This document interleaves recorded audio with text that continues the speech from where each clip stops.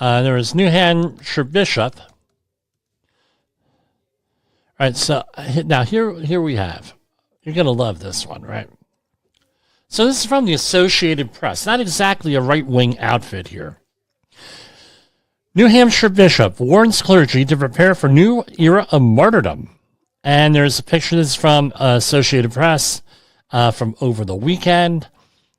A New Hampshire Episcopal bishop is attracting national attention after warning his clergy to finalize their wills and get their affairs in order to prepare for a new era of martyrdom.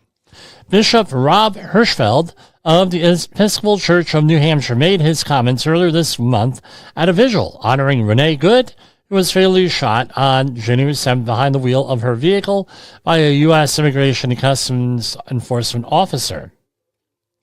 So on one side, we have the Trump administration defending the ICE officer's actions, saying he fired in self-defense. You can look at the video yourself. I have my own opinions on it. While sitting in front of Good's vehicle as it began to move forward. That explanation has been panned by Minneapolis Mayor Jacob Free, Minnesota Governor Tim Walz, and others based on videos of the confrontation. Let me point out that both Department of Homeland Security and others and private individuals have released videos. It wasn't just, other people releasing videos. And they, the way this is written and framed, it could be interpreted that the Trump administration did not release videos or anything like that with this, right? But that's not the way it happened here.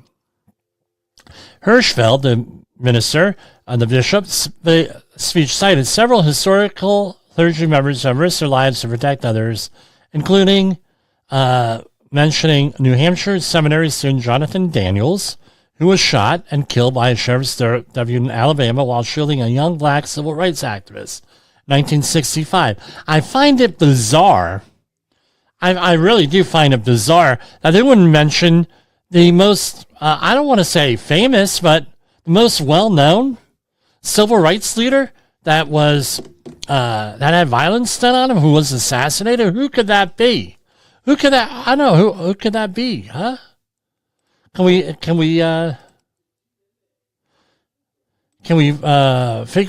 realize who that could be today? I don't know. That's Martin Luther King Jr.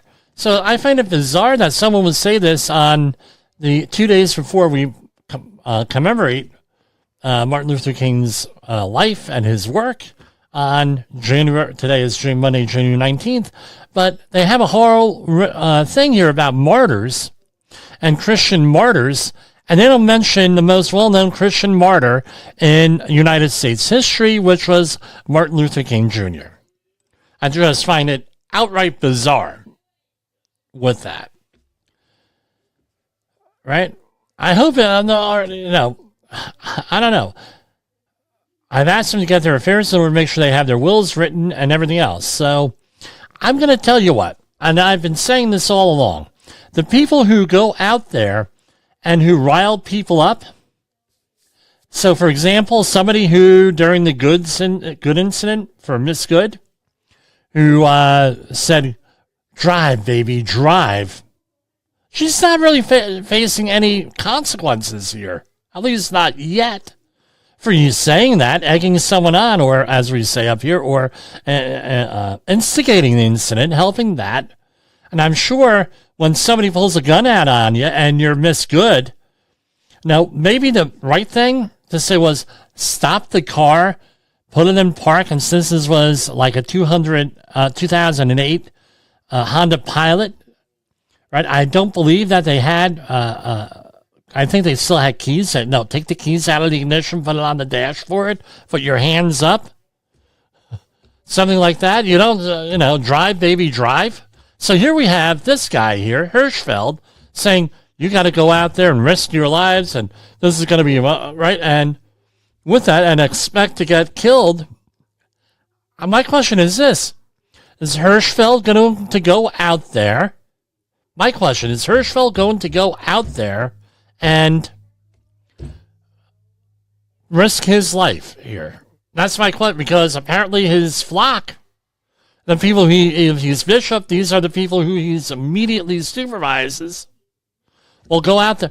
What the hell ever happened to blessed are the peacemakers, Bishop? For they shall be called sons of God. Whatever happened to that? Martin Luther King risked his life to save other lives here.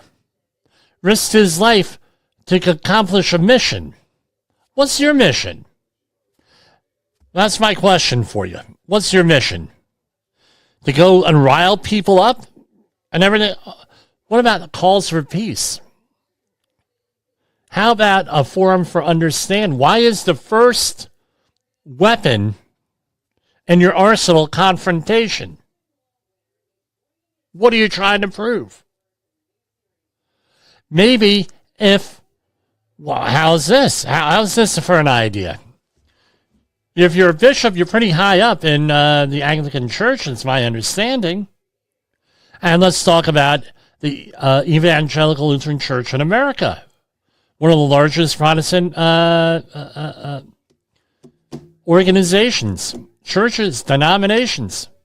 Why aren't you going out there and calling up for some type of, hey, let's have a conference, let's have a dialogue with ICE. Let's see what we could do here rather than confrontation. Making a wholesome effort here. Now that happens, right, on Sunday. What also happens on Sunday? Well, that happened when did that happen? It was reported on Sunday, but okay, great. Now here we have DOJ probing protesters group that disrupted services at a church with an ICE pastor. This is from CBS News. Now, I'll point out on this.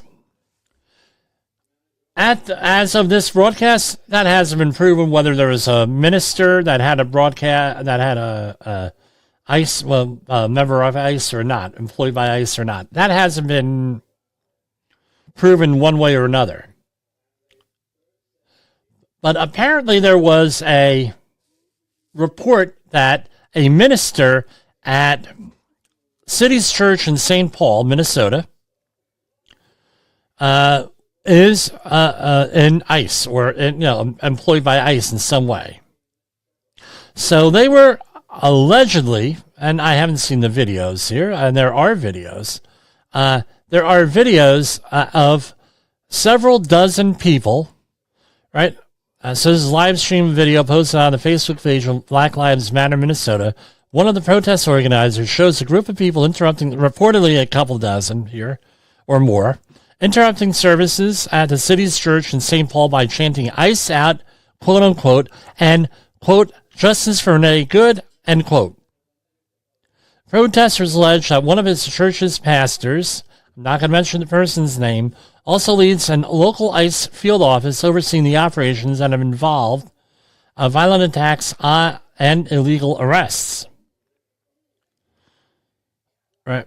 So this is from Deputy Justice Department Assistant Attorney General Harmeet Dillon, said her agency investigating federal civil rights violations by these people desecrating a house of worship, interfering with Christian worshipers.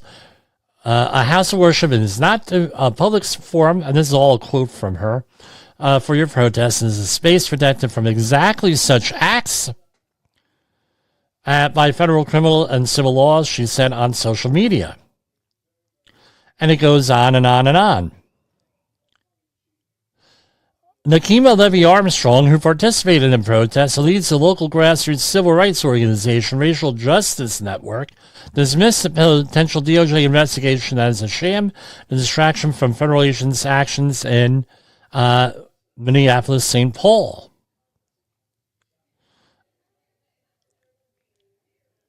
So where is this? According to the website, there is a person with a name who shares a name. It might be the same person. Don't know. Don't have enough information here. As the acting director of the ICE St. Paul field office. And nobody from the church is saying that, and boom.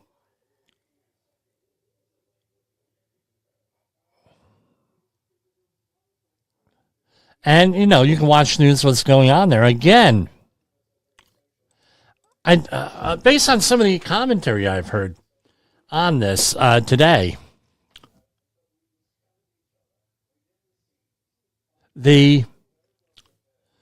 when they passed the abortion access bills back during the Obama administration, where you had to, right, I believe they were called the FACE Act, right? Freedom of access to something, right? There was also in there that you couldn't prevent people from praying. So here we have a whole bunch of people going in preventing people from praying. Presumably, I'm going to tell you, most of these people are pro-choicers.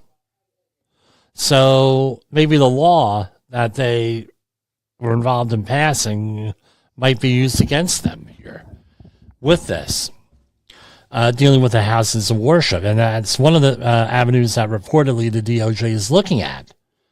So what am I going to say? The activist leadership, believe me, I was involved in this many years.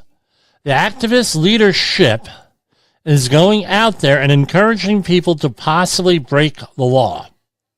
Is the activist leadership facing the same risks? With that, and this is what happened on January 6th, 2021.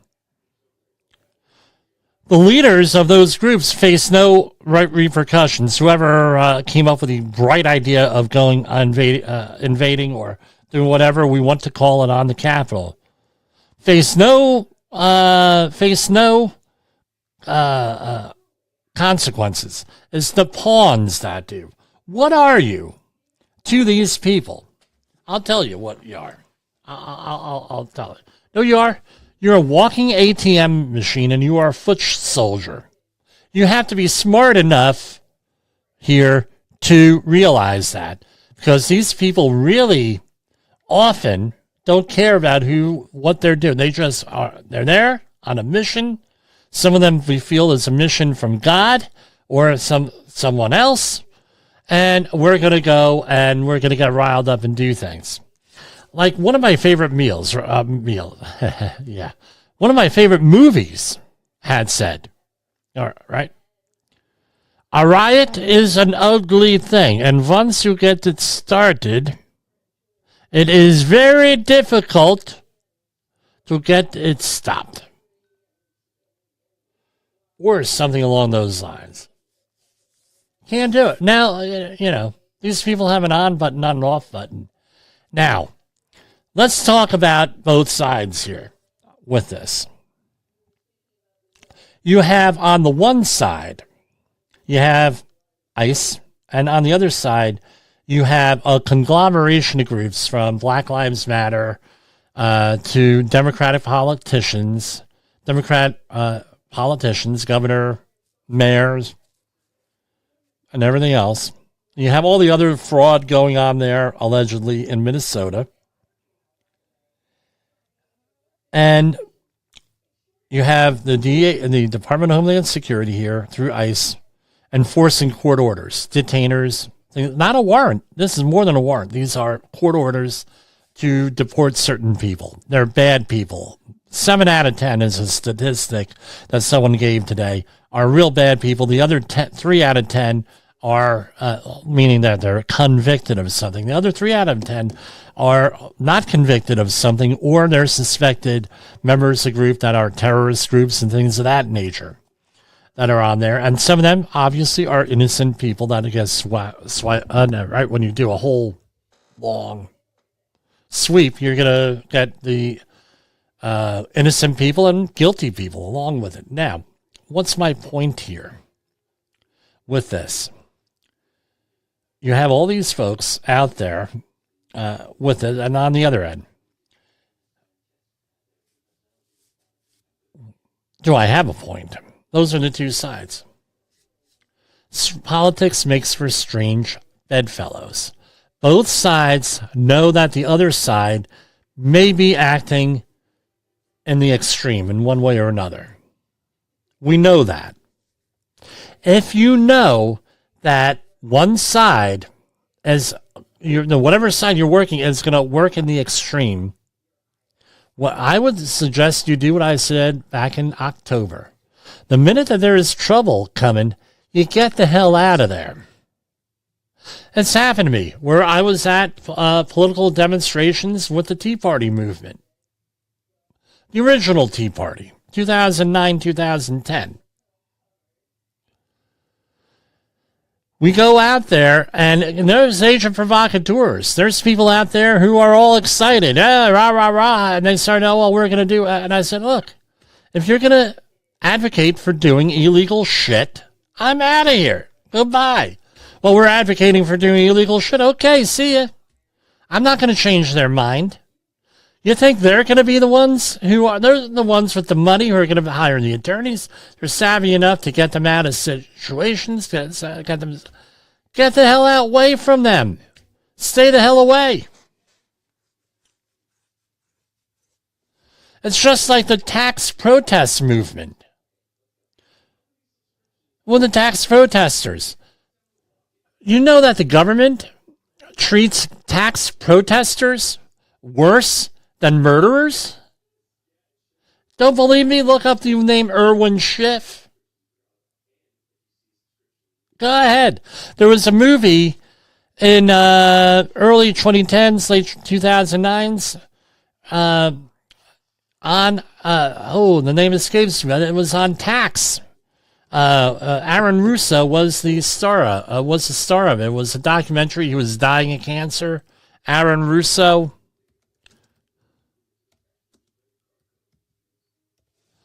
Yeah, here, let me look it up here. America, from Freedom to Fascism, on the income tax. All right. No, it's available if you're interested. It's on YouTube.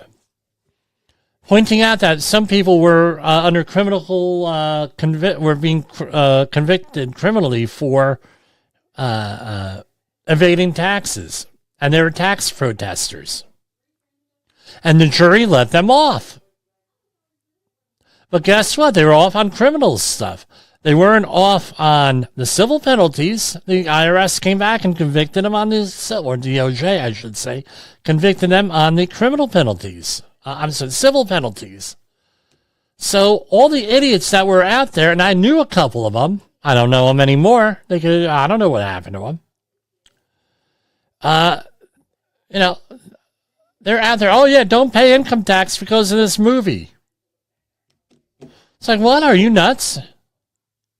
Oh, even Alex Jones won't even touch that one with a 10-foot pole. Got enough problems, he said. So that now they're going out there. A whole bunch of, we're not paying income tax, and what happens? Who fell into this trap? Wesley Snipes. The people who were telling him not to pay income taxes, yeah, they got off with a little tiny slap on the wrist kind of thing. He was in jail for years. The people who advocate for that kind of stuff don't pay your income tax. See how they live their life. No bank account, no retirement account, no Social Security, and if they are collecting, it's a small number, and everything else. No, but the leadership, they're not paying any fines. And guess what? If you have no assets, you think the IRS is going to go after you? No. That's why Jimmy Posel says to his accountant, laughs, if there's a question between me and the IRS, choose the IRS every time. Way it is.